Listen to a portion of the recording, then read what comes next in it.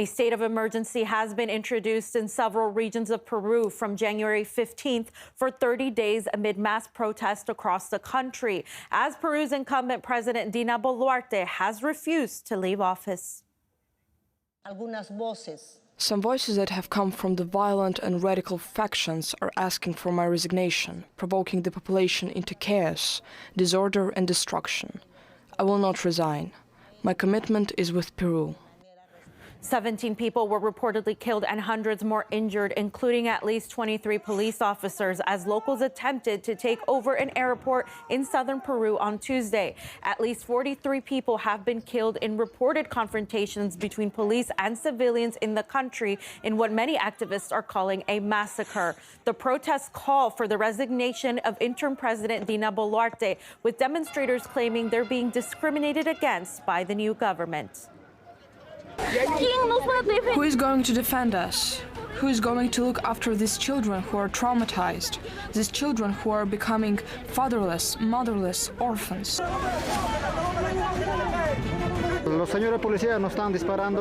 The police officers were shooting at us. I think there are 5 wounded and 1 dead. We're calling President of Peru, Dina Boluarte, to resign because you are a murderer.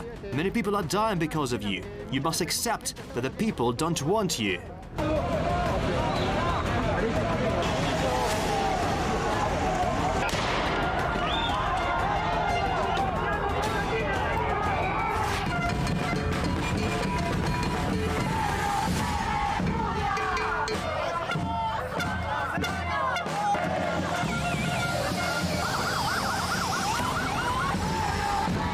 Thousands and thousands of people have now reached Kennedy Park in Miraflores, which is one of the most privileged districts in Lima. As you can see, the indignation has grown so much from the last killings that this is not just people who are organized socially, it's everyone.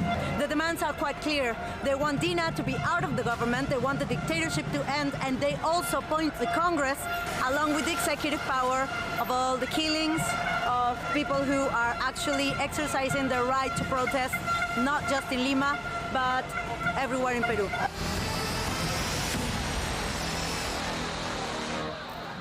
The U.S. has pledged to support President Boluarte despite escalating anti-government protests demanding her resignation since December last year. Impeached President Pedro Castillo earlier claimed U.S. involvement is behind the violent suppression of protesters. Meanwhile, former Bolivian President Evo Morales has expressed his support for Peruvian demonstrators. In response, Boluarte's government banned him from entering the country. We spoke to Peruvian activist Katia Carrillo, who says that the state's actions against the protesters and Evo Morales are acts of racism.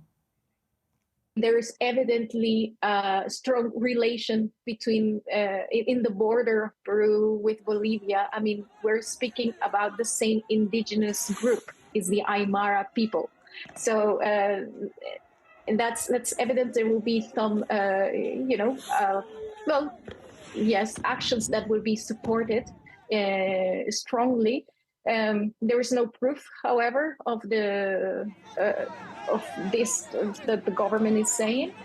But what I think is that it's evidently a racist attack, not only against Evo, but obviously against the people. As I just mentioned, it's mostly indigenous Aymara that live in Puno and who have had now have experienced the latest killings. And this action of banning Evo from entering the country is it's a joke to me, but it's a statement. It's a strong statement from the government to criminalize basically indigenous peoples and to blame Evo Morales and Bolivia and the left-wing movement in Latin America for whatever is going on in the country, even for their own killings. So they're trying to make us responsible, us protesters, us people who speak against the government, us responsible for the killings that they are committing.